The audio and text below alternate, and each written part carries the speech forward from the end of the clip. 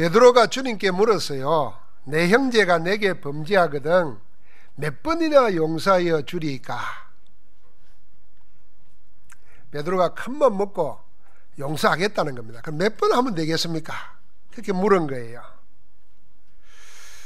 전체 내용을 미뤄보면은 죄를 범한 사람이 먼저 용서를 구하거나 구하지 않거나 상관없이 용서하되 몇 번이만 하면 되는 겁니까? 이렇게 묻고 있습니다. 먼저 용서하되 어디까지 용서해야 합니까? 7번까지 하면 되겠습니까? 그 7번이라는 게 숫자로는 7이지만은 그 의미로는 완전한 것입니다. 예, 그렇게 하면 되겠습니까? 7번 이런 겁니다. 용서의 한계를 물었습니다. 그때 주님은 7번이 아니라 7번을 7번까지 할지라도 해라 그랬습니다. 490번 해라 그 말이 아니고 용서는 끝이 없어야 된다 하는 것입니다. 왜 끝없는 용서를 말씀하십니까? 그것은 우리가 먼저 하나님의 끝없는 용서를 받았기 때문입니다. 우리는 하나님께 받은 한없는 은혜와 사랑으로 하나님의 자녀가 되었습니다. 그래서 우리도 하나님의 그 크신 용서와 사랑으로 그렇게 하며 살라는 것입니다. 그러면서 천국의 비유를 들어서 그 끝없는 은혜와 사랑의 복음을 가르치십니다. 그게 오늘의 말씀입니다. 주님이 하신 말씀에는 크게 보아 세 사람이 등장합니다. 한 사람은 임금인 주인이고 또 한 사람은 그 주인에게 1만 달란트 빚진 종입니다. 한 사람 더 나오는데 이 사람은 그 종에게 100데나리온 빚진 동료입니다. 세 사람 중에 두 사람이 주연급입니다. 첫 번째는 주인입니다. 주인은 어떤 사람인가 하면은 당연하지 않는 일을 한 사람입니다. 도저히 있을 수 없는 아주 특별한 일을 했습니다. 탕감을 한 겁니다. 또 한 사람은 1만 달란트 빚을 진 종입니다. 당연하지는 않지만은 반드시 해야 할 일을 하지 못한 사람입니다. 당연한 것도 못한 사람이 약한 종입니다. 갚을 길이 없는 빚을 탕감해 준 주인은 당연하지 않은 일을, 아주 특별한 일을 한 것입니다. 오늘 이야기 가운데 첫 번째에 임금이 결산을 하려 했다 그랬습니다. 사람에게는 누구나 한 번은 반드시 부딪히게 되는 일이 있는데 이건 부자든 가난하든 배웠든 못 배웠든 믿든 안 믿든 관계없이 다 공평하게 주어집니다. 그게 인생 결산의 시간입니다. 세상을 주관하는 하나님 앞에 누구나 다 한 번은 반드시 서야 됩니다. 인생 결산을 해야 될 때가 오는 것입니다. 하나님은 인생 결산을 무엇으로 하실까요? 그 이야기를 하려고 1만 달란트 빚진 자를 말한 겁니다. 1만 달란트는 어느 정도 될까요? 달란트는 그 시대에 통용되는 어떤 무게나 화폐 단위 가운데 가장 높고 가장 무거운 단위를 달란트라고 그럽니다.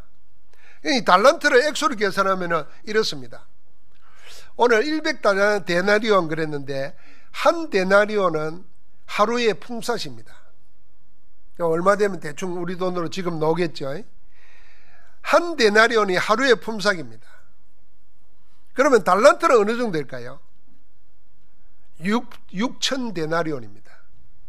그러니까 한 달란트는 6,000일의 품삯이 한 달란트입니다.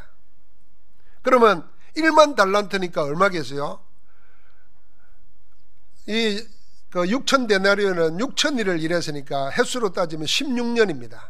그럼 1만 달란트는 뭐냐면 한 사람이 16만 년을 일해야 모을 수 있는 돈입니다. 엄청나죠. 역사적으로 보면은 그 시대의 유럽, 저 영국까지, 아프리카, 아시아의 지역까지 다 지배했던 로마 제국이 모든 속지로부터 거둬들이는 세금의 총액이 이 1만 달란트였대요.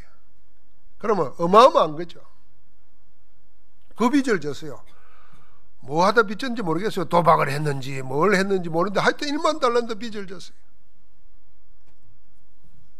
갚을 수 없다는 겁니다. 도저히 사람의 힘으로는 갚을 수 없는 빚입니다.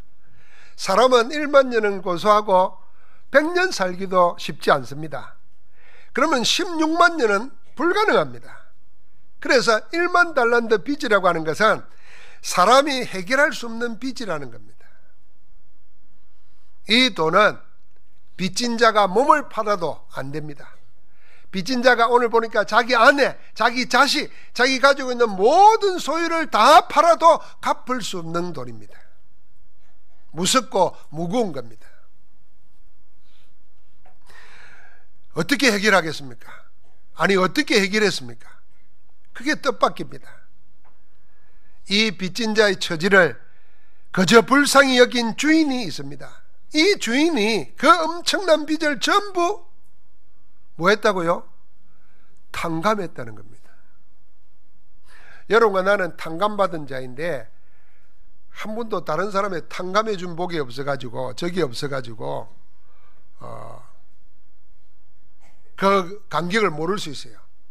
오늘 아마 탕감을 좀 맛보려면은 여러분 지금 지갑에 가지고 있는 최고 화폐 단위를 한 사람한테 줘보십시오. 그 주고는 돌려내라 하지 말고 그냥 내라 이렇게 해보라는 거예요.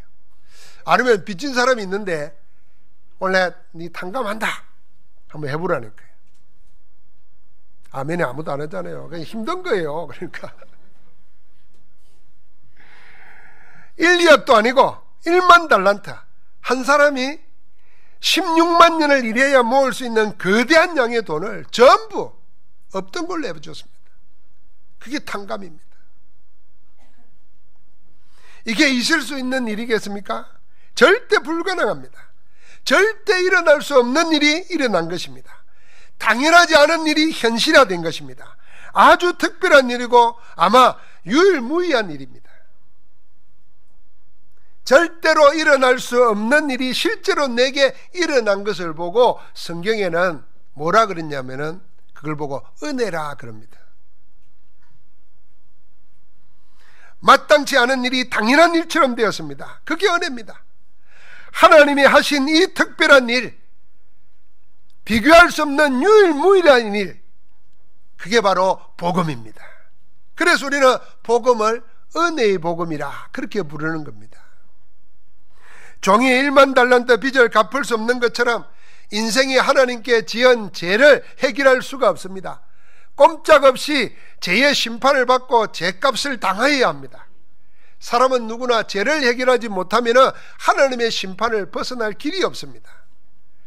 창세기 3장 4절 5절에 보니까 인간은 사단에게 속아 하나님을 떠나 죄와 사망의 법 아래 갇혀버렸습니다.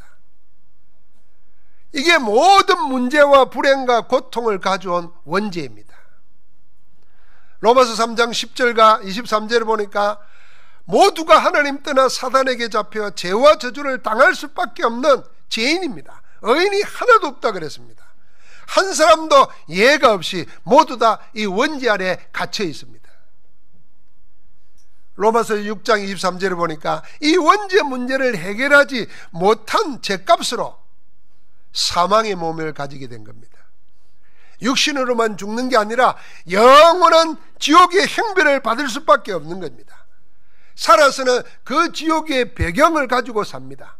그러니까 일어나는 일마다 저주와 재앙이고 고통과 두려움 속에 죽음과 같은 삶을 살아야 되는 겁니다. 인생은 여기서 빠져나올 길이 없습니다. 길이 있다고 해도 사람에게는 빠져나올 힘이 없습니다.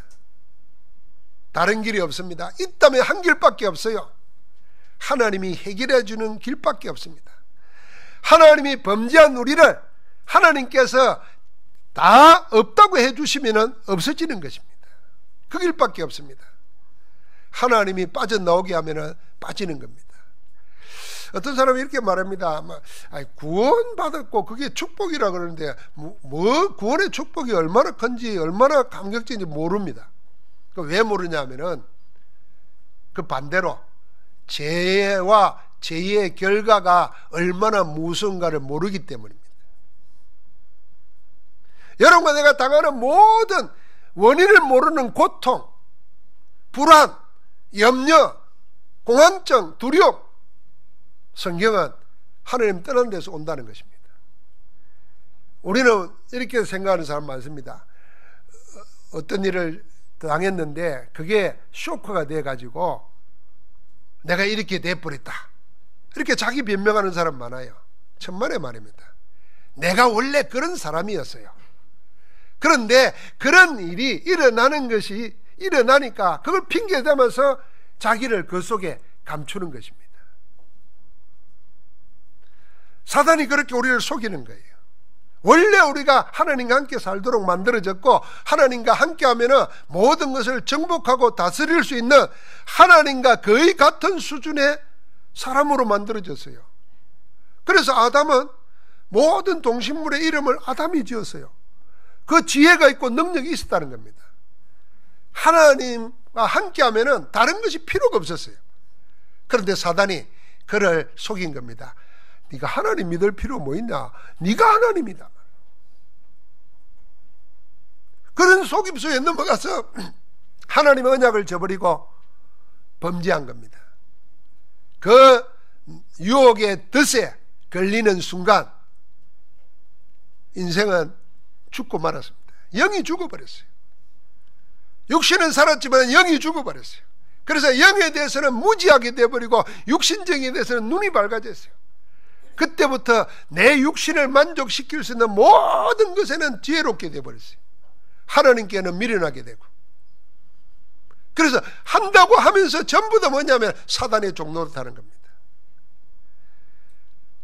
사단이 일평생 우리를 이 사망의 몸을 가지고 위협하면서 끌고 가는 겁니다. 하나님이 그 끈을 끊어버리신 겁니다. 누굴 보냈어요? 예수를 그리스도로 보내셔서 마귀를 멸해버리시고 죄와 저주를 해방시키시고 지금 우리와 함께하고 계십니다. 그분이 그리스도이십니다. 누가 그리스도지요? 예수가 그리스도십니다. 한번 같이 합시다. 예수가 그리스도이다. 예수 그리스도. 모든 문제 해결자. 할렐루야. 그걸 알아야 됩니다. 그래서 하나님이 그렇게 하시기로 했습니다. 그렇게 약속하셨고 그 약속대로 다 이루었습니다. 하나님께서는 당연하지 않은 일을 우리를 위하여 하셨습니다. 하나님이 우리의 죄의 문제를 해결하시기 위해서 육신을 입고 이 세상에 오셨습니다. 그 예수님이 그리스도이십니다. 하나님이 그리스도 예수로 하신 일, 그 일을 보고 우리는 복음이라는 것입니다. 복음이 뭐냐? 복된 소식, 기쁜 소식입니다. 뭐가 복되고 기쁘냐? 하나님이 그리스도를 통해서 나를 위하여 일하셨다는 겁니다. 어떤 일을 했냐? 나를 사망에서 건져내셨어요. 하나님의 나라로. 사단에게서 어디로요? 천국 백성으로 옮기셨어요. 평생 운명의 죄와 사망에 묶여서 우상 섬기며 귀신 섬기며 끌려가야 되는데 세상 풍속 따라서 그게 필요 없도록 우리를 자유케 해주셨어요. 할렐루야. 그래서 우리는 하나님의 은혜로 그리스도의 사랑으로 구원받은 자가 된 겁니다. 그걸 복음이라는 겁니다.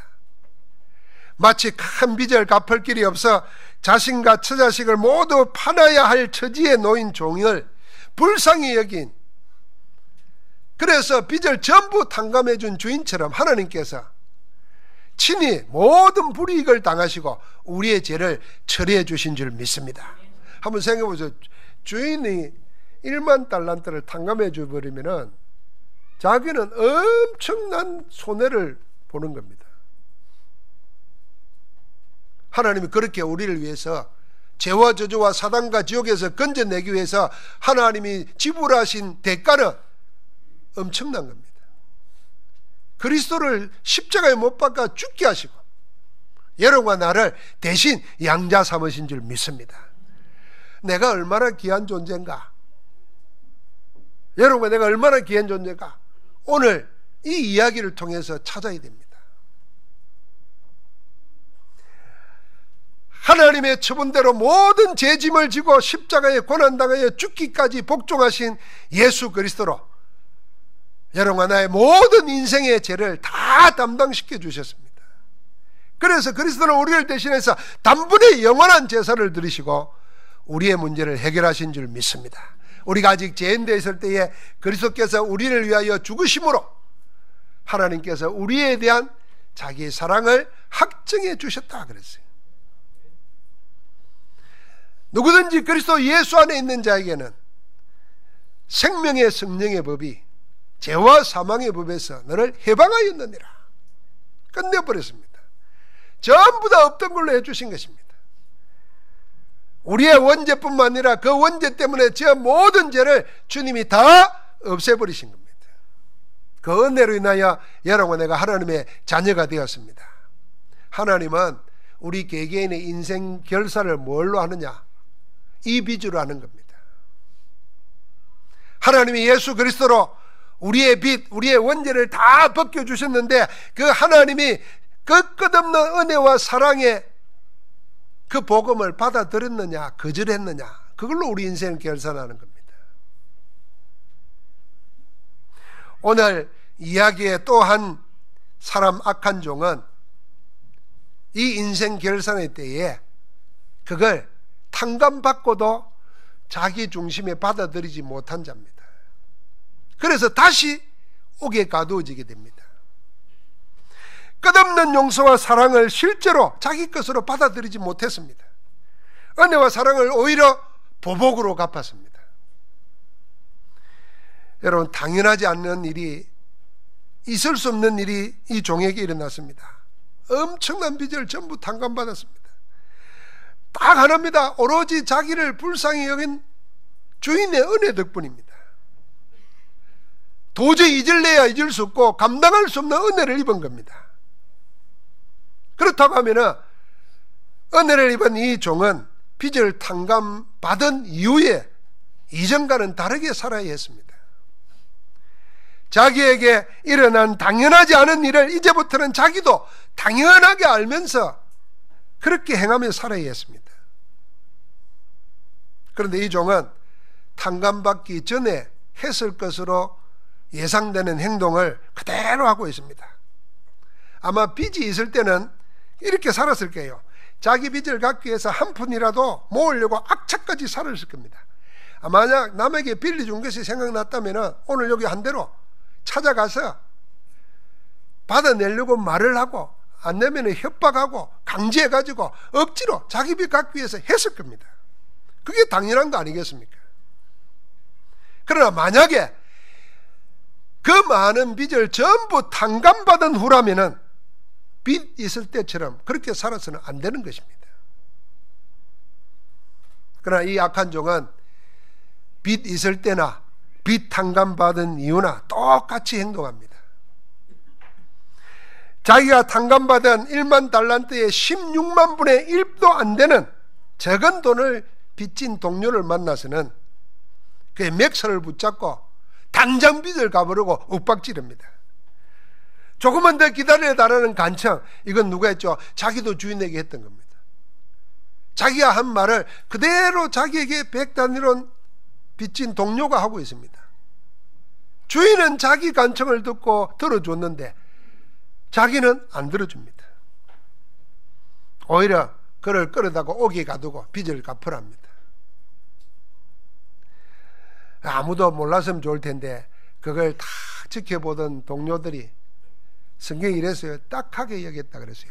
참 성경은 점잖아요. 그걸 딱하게 여길 일입니까? 나 같으면 맹살 붙잡고 니 돌았나? 니 지금 이랬는데 이게 지금 얼마 된다고? 기사대기를 때려서라도 그러면 안 된다 그랬을 거예요. 근데 성경은 딱하게 여겼다 그랬어요. 지금 이 악한 종은 자기 빚을 전부 탕감해준 주인의 사랑을 온몸으로 거부하고 있는 겁니다. 마음 중심에서 그 사랑을 받아들이지 못하는 것입니다. 그걸 온 세상에 알리는 꼴입니다. 그래서 주인은 이 종을 불러다가 악한 종아 그랬습니다. 여러분, 그 많은 빚을 전부 탕감해준 주인이 왜 그 종을 악하다고 그랬겠어요? 첫째는요, 종이 동료에게 한 짓은 주인의 그 끝없는 은혜와 용서를 단번에 헛된 일로 만들었기 때문입니다. 이 종은 주인의 사랑을 자기의 악한 행동으로 거부하고 있습니다. 두 번째는요, 이 종은 자기 빚만 없앴지 그 빚을 탕감한 주인의 마음, 그 주인의 중심을 가지지 못했습니다. 그래서 이 종은 없어진 빚, 돈 생각뿐이지, 야, 내가 이 돈을 이만큼 다 했으니까 내가 얼마를 번 거냐 이러고 있지, 자기를 탕감해 준 주인의 마음을 못 헤아리고 못 가지는 겁니다. 그러니까 주인은 자기에게 없는 거예요. 동료 빚진 자가 자기에게 주인에게 한 것처럼 그렇게 사정하는데도 도리어 자신을 용서해 준 주인과는 정반대로 행동합니다. 그래서 악한 자입니다. 지금 우리 시대 하나님 없는 인생과 세상에 일어나는 모든 문제의 근원도 이것 때문입니다. 당연하지 않는 일을 한 주인처럼 하나님께서 우리의 모든 죄와 저주를 다 없애버리시고 지금 우리와 함께 하시며 인도하시는데도 그 하나님의 은혜를, 그 은혜의 하나님을 저버리는 데서 모든 문제가 다 일어나는 것입니다. 여러분, 우리가 쉽게 말하면 가정에서도 내가 받은 구원이 뭔가 1만 달란트 빚진 자와 같은 거예요. 그걸 알면은 뭐 부인이 아침에 밥 좀 안 해줘도 용서해 줘야 돼요. 아이고, 그럼 오늘은 예식해야 되겠다고 밖에 가서 맛있는 거 사 먹으면 되잖아요. 아이고, 오늘은 살 빼라는 마음도 해도 굶으면 되잖아요. 그런데 밥도 안 해주고 많아, 집구석에서 많아 이러면 안 되잖아요. 이 1만 달란트와 100데나리온은 비교할 수 없는 겁니다. 우리가 사는 걸 그렇게 산다 그 말이거든. 세상은 하나님의 은혜를 모릅니다. 하나님의 은혜의 복음이 없습니다. 그래서 영적으로 항폐합니다.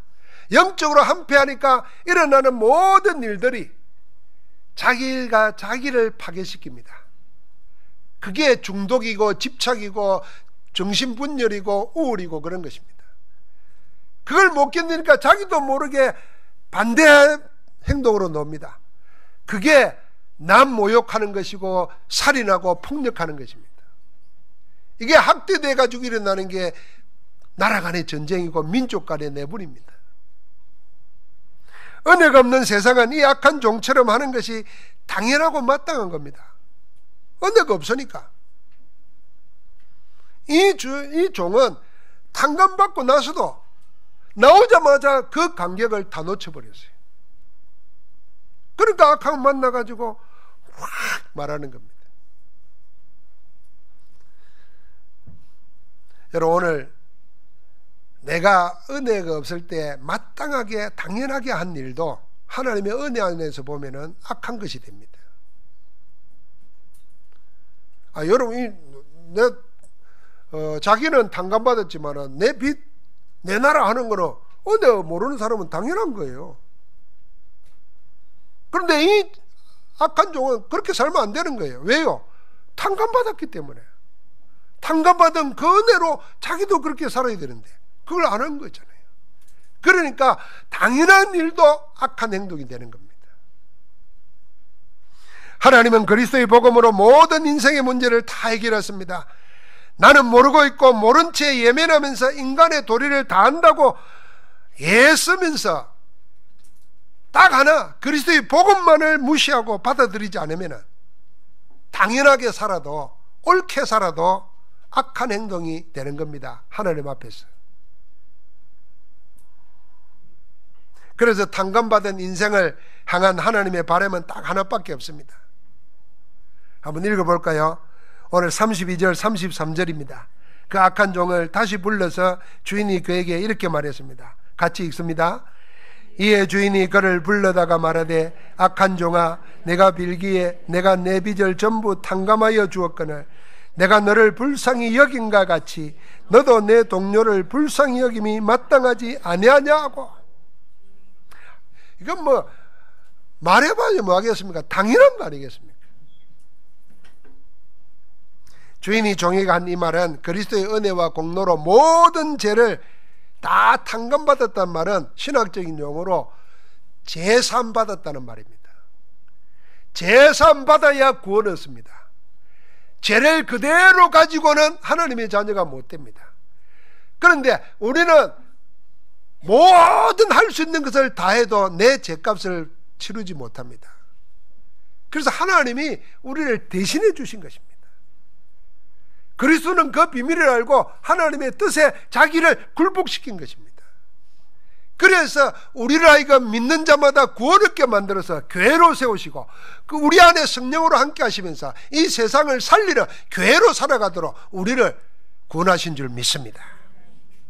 이 하나님이 우리를 향한 소원은 딱 하나밖에 없어요.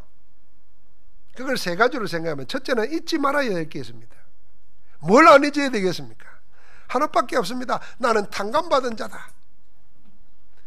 나는 당연히 멸망받아야 되고 지옥 가야 되고 이 땅에서 심판받고 살아야 되는데 하나님이 그리스도를 통해서 전부 다 없던 걸로 해주셨다. 탕감이라는 것은 장부에 적혀있는 빚을 다 없애버렸다는 말입니다. 지워버렸다는 말입니다. 동에서 서가 먼 것처럼 멀리 던져버렸었어요. 다시는 죄가 떠오르지 못하도록 우리의 죄를 돌멩이에 달아가지고 바다 깊은 곳에 빠뜨려 버린 거예요. 그 모든 죄를 주님이 다 짊어지시고 십자가에서 죽으신 것입니다. 그래서 주님은 다 이루었다 말합니다. 우리가 해야 될 일은 하나도 없는 것입니다. 그걸 받아들이면 됩니다. 여러분과 나는 오늘도 탕감받은, 제삼받은, 그래서 제삼받았기 때문에 신학적인 용어로 어렵다고 인정해 주는 겁니다. 그걸 보고 의인이라 그럽니다. 올바르게 산 사람이 아니고 의인, 어렵다고 인을 쳐주신 겁니다. 인정해 주신 거예요. 우리는 그 은혜로, 그 사랑으로, 그 간격으로 사는 것입니다. 절대로 잊어버리면 안 되는 겁니다. 하나님의 은혜, 하나님의 사랑, 그 끝없는 은혜와 사랑을 복음이라 그럽니다. 이 복음을 잊지 않고 이 복음 안에서 살아야 될 줄 믿습니다. 두 번째는 당연히 해야 하는 것이 있습니다. 뭐겠습니까? 뭐 물어볼 것도 없습니다. 당연히 탕감받았으니까 주인에게 탕감받은 나는 주인이 하는 것처럼 그렇게 하며 사는 것입니다. 끝없는 용서와 사랑을 받고 은혜를 입었으니 남은 생도 그렇게 살아야 한다. 그게 정상입니다. 그걸 빚진 자로서 끝없는 은혜와 사랑의 빚진 자로서 사는 것입니다. 여러분, 우리가 하나님께 탕감받았어요. 그럼 하나님께 빚지고 있는 거예요. 사랑의 빚. 그럼 하나님께 이 빚을 갚아야 돼요. 뭘로 갚죠? 그게 하나님을 경배하고 찬양하는 겁니다. 예배입니다. 하나님 앞에 예배하는 것으로 하나님께 빚을 갚는 겁니다. 하나님이 하나님이심을, 그래서 우리가 온 세상에 무릎 꿇어야 될 것은 우상이 아니고 귀신이 아니고 하나님께만 해야 된다. 형상 만들어 놓고 거기에 절하는 것은 하나님께 빚 갚는 게 아니고 악을 쌓는 겁니다. 우리가 예배할 때마다 하나님이 하나님임을 인정하고 하나님이 그리스도를 보내서 우리의 죄를 사해 주신 구세주임을 인정하고 우리의 생명이 하나님께 달려있음을 고백하는 겁니다. 그게 경배의 찬양입니다. 이게 빚 갚는 거예요. 여러분, 여러분 찬양대 찬양할 때 노래 잘하려고 하지 마세요. 그리고 자꾸 이 찬양대 연습하다 보면 이렇게 지적할 수도 있잖아요. 그건 여러분 실력을 업그레이드 하는 거예요. 그 지직하면 또 기분 나빠가지고 뒷날 안 놓고 이러지 마세요. 하나님께 드리는 거예요. 그리고 시작하면은 주님 올 때까지 하세요. 하기 싫거든 가세요. 그냥 주님 나라로. 그러면 돼. 내 마음대로 이래고 저러고 하면 돼. 그럼 왜 빚 갚는 거야? 내가 빚진 자로서. 뭐 할 때요? 하나님 우리 보고 다른 걸로 갚으라는 게 아니에요. 나를 나로 인정하라는 거지. 그럼 우리가 왜 우상 숭배하면 그게 하나님 앞에 심판받느냐면은 하나님을 버러지 썩어질 형상으로 만드는 거기 때문에 그래요. 세상에 갚는 빚이 있습니다. 그 끝없는 용서와 사랑을 복음으로 세상을 치유하고 살리는 겁니다. 그게 세상에 갚는 빚입니다. 그걸 보고 전도 선교라는 겁니다. 나에게도 빚을 갚아요. 자기가 자신에게 빚 갚아야 돼요. 그게 뭐겠습니까? 이 받은 은혜에 대해서 항상 감사하면서 나를 드리는 헌신이 나에게 빚 갚는 겁니다. 그게 뭡니까? 여러분 생각해보세요. 여러분 당장 감사하고 여러분 속에 감사의 마음을 회복하고 감사를 입술로 고백하고 감사를 표현하고 살면요, 누가 제일 먼저 즐거워지냐? 내가 먼저 회복됩니다. 여러분 반대로 욕해 보십시오. 욕을 남에게 하는데도 그 욕이 나에게 들어온다니까요. 욕하는 심령이 황폐해져요. 욕하는 심령이. 미운 사람이 있으면요, 그림 그려놓고 이름 써놓고 바늘로 콕콕 찌르고 옛날에 그랬다잖아요. 그래 보세요. 그 사람이 죽는가 내가 죽는가? 그 사람 죽기 전에 내가 먼저 죽어요. 그런데 내가 보고만 해서 다 보니까 감사하며 사는 거야. 이래도 좋고 저래도 좋고 감사하다. 살아있으면 감사하고 구원받으면 감사하고 구원받고 돌아가면 감사하고. 그럼요, 그게 나를 살리는 길입니다. 그러면서 이제는 빚 갚는 심령으로 나를 드리는 겁니다. 뭘 위해서요? 하나님을 위해서. 뭘 위해서요? 교회를 위해서. 뭘 위해서요? 세상 살리기 위해서. 헌신하는데 하나님이 자꾸 공급해 주십니다. 1달란트 받은 종은 땅에 감춰뒀어요. 그걸 내놨어요. 결산할 때. 주님이 뭐라 그랬습니까? 이 악하고 게으른 종아 그랬어요.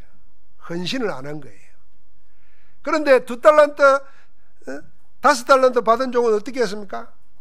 그걸 가지고 헌신했어요. 헌신. 잘 활용했어요. 남겼어요. 착하고 충성된 종아, 네가 작은 일에 충성했으니 큰 거에도 참여하리라. 큰 복을 주시는 겁니다. 여러분 자신에게 빚 갚아야 됩니다.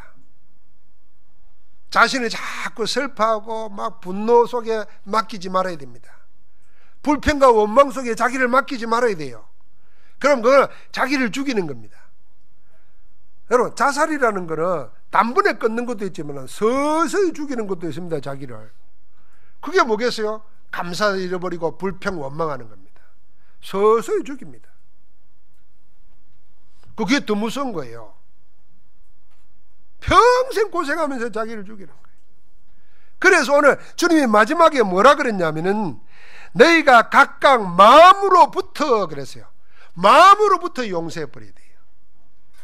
나에 대해서 용서해야 돼요. 왜요? 우리는 용서받았기 때문에 자기 자신에 대해서 용서해야 됩니다. 한번 같이 합시다. 손을 얹고 나에게 대해서 용서합니다.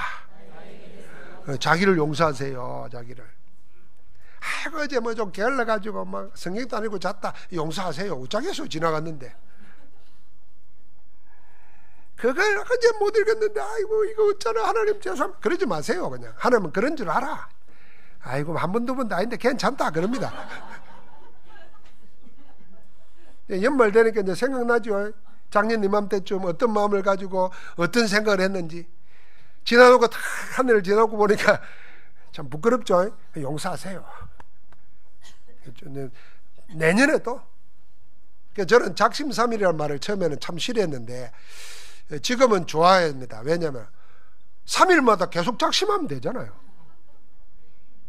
그게 일심전심지속이에요. 3일마다 하는 거예요. 3일마다 3일 해놓고 안 한다고 포기해버리면 안 돼요. 또 하는 거예요. 또 하는 거예요.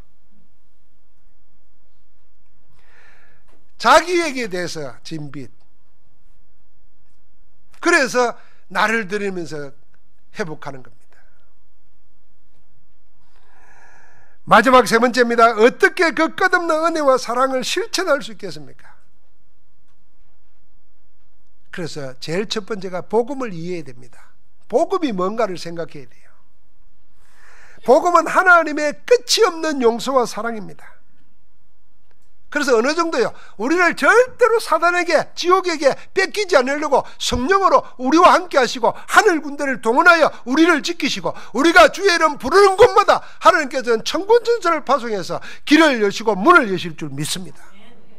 그 끝없는 사랑, 그 은혜, 그 복음입니다. 그래서 우리는 하나님이 우리를 복음으로 살리셨고 복음으로 살아가게 하신다는 거예요. 그래서 바울이 고백했잖아요. 내 안에 사느니가 그리스도니 내가 죽는 것도 유익함이니라. 살아도 죽어도 내게 사는 것은 그리스도라. 죽는 것도 나는 유익하다. 이제 매사에 우리는 모든 일을 복음으로 판단하고 복음으로 받아들여야 됩니다. 그걸 보고 복음적으로 사고하고 복음적인 태도라고 하는 겁니다. 모든 판단을 여러분 뭘로 합니까? 세상 사람들은 일단 분위기 따라하고 여론 따라합니다. 인생 막 사는 사람들은 거의가 자기 게 없습니다. 분위기에 휩쓸려 갑니다. 여러분, 우리 젊은 사람들이 종종 사고 치는 사람들 있잖아요. 큰 사고 내는 사람. 다 분위기 따라가다 그랬습니다. 자기 이성, 생각 따라간 게 아니에요. 그리고 다 여론 따라갑니다. 그래서 좀 된 사람은 뭐냐면 자기 생각, 자기 주관 가지고 삽니다. 그러니까 영적으로 무너진 사람들은 귀신말 따라 삽니다. 귀신말이 들리기도 하고 귀신 들린 찾아가서 점치면서 삽니다. 이 세 가지 다 우리가 사는 길이 아닙니다. 우리는 뭘 따라 사느냐? 복음 따라 사는 겁니다. 한번 같이 합시다. 말씀 따라가는 겁니다. 모든 건 하나님의 말씀으로 말씀 따라 사는 겁니다. 우리는 분위기 따라 사는 것도 아니고 여론 따라 사는 것도 아니고 내 생각, 내 경험 따라 사는 것도 아니고 더더군다나 귀신 들린 사람 말 듣고 사는 게 아니라 우리는 살아계신 하나님의 말씀 따라 사는 것입니다.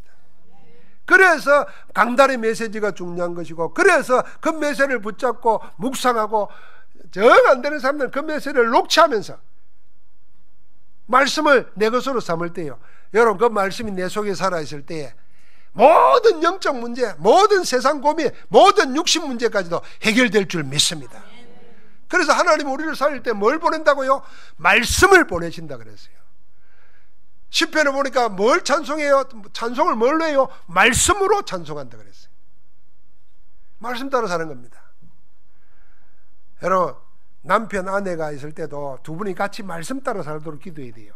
그게 하나님 앞에서 정말 화목한 부부예요. 아나니아 삽비라처럼 둘이 죽이 맞아가지고 하나님 말씀 제껴놓고 살다가 같이 망하는 거예요. 정반대 부부가 브리스가 부부예요. 브리스가 부부는 어떻게 했어요? 자기 어가 좋았고 사이가 좋았다가 아니에요. 하나님의 말씀이 뭔지라고 거기에 따라 생을 바친 거예요. 그래서 비록 국가에서 쫓겨났는데 그 낭떠러지의 위험한 가난 속에 빠졌는데도 말씀 따라가니까 최고 응답을 받은 거예요. 우리는 뭘 따라갑니까? 하나님의 응답 따라가는 겁니다. 하나님의 문을 여시는 걸 기다립니다. 기도하면서. 뭘 따라갑니까? 복음 위에서 갑니다. 전도 선교를 따라가는 것입니다. 거기에 방향 맞추면 됩니다. 그게 복음적인 사고를 가지고 복음적으로 사는 것입니다. 그러면 당연히 여러분과 나에게 살려고 발부도 안 치는데도 어떻게 하냐? 하나님의 가장 기뻐하시는 모습으로 살게 됩니다. 그걸 보고 복음적인 삶이라는 겁니다. 전도제자 62가지가 그 속에 있는 겁니다. 우리 옛날에는 거꾸로 했어요. 하나님 내가 교회 다니니까 어떤 사람은 내가 장로니까 집사니까 하나님 말씀 따라 살아야지, 율법적으로. 그 안 사라지잖아요. 그렇게 자꾸 속으로 이중적이 됩니다. 교회 오면 거룩한 척 해야 되고 밖에 가면은 엉망이라. 다 그렇게 되었어요. 그러니까 항상 혼자 있어도 불안하고 혼자 있어도 마음이 편치가 않아요. 반대로 해야 됩니다. 복음을 먼저 이해해야 됩니다. 나는 그런 자라. 우리는 그런 자인데 하나님이 우리를 그리스도 안에서 다 받아주셨어. 그렇다고 하면 그 자세로 내가 생각하고 판단하는 겁니다. 그걸 따라가는데 나도 모르게 하나님 위에서부터 능력을 입히십니다. 육신적인 힘이 아니라 하나님이 위에서부터 주시는 힘, 성령의 역사, 그 성령의 역사가 나를 사라지게 만드는 것입니다. 그래서 우리는 다른 게 하나도 없습니다. 오직 성령이 너희에게 마시면 너희가 권능을 받고, 내가 가진 게 아니라 하나님이 위로부터 주시는 힘, 그게 나를 살게 해야 될 줄 믿습니다. 사도 바울은 로마서 1장 14절에 이렇게 말했습니다. 헬라인이나 야만인이나 있는 자나 빚진 자나 내가 다 빚진 자로다 그랬어요. 복음의 빚진 자라 그랬어요. 사도 바울은 나중에 보니까 뭐는 너희가 사랑의 빚 외에 아무 빚도 짓지 말라 그랬어요. 그런데 우리는 빚진 자라. 무슨 빚? 하나님의 끝없는 용서와 사랑, 은혜의 빚을 짓는 겁니다. 그래서 우리는, 여러분과 나는 전부 다 우리 힘으로는 못 사는데 하나님이 탕감해 주신 그 은혜로 사는 것입니다. 그래서 우리는 예수 그리스도의 복음의 빚진 자입니다. 복음의 빚진 자는 탕감받은 빚을 갚는 심정으로 사는 것입니다. 그래서 그리스도인의 삶이 세상을 치유하고 살립니다. 하나님의 성령의 역사는 그런 서밋의 삶을 살게 되기를 주의 이름으로 축복합니다. 복음, 그 끝없는 용서와 사랑으로 세상을 치유하는 영적 서밋으로 서기를 주의 이름으로 축복합니다. 하나님 감사합니다. 우리를 그리스도 안에서 모든 죄값을 탕감해 주시고 우리를 자녀로 삼으시고 우리를 세상 살릴 서밋으로 세우셔서 우리와 함께 하시오니 감사합니다. 이제는 모든 죄의 짐을 다 탕감받은 구원받은 자로 그 은혜를 갚는 빚진 자로 살아가게 하옵소서. 감사와 찬양이 회복되게 하시고 복음과 전도가 회복되게 하시고 하나님을 예배하는 속에서 하나님께로부터 주시는 모든 것을 받아 누리는 자로 살아가게 하옵소서. 그리스도 예수 이름으로 기도하옵나이다. 아멘.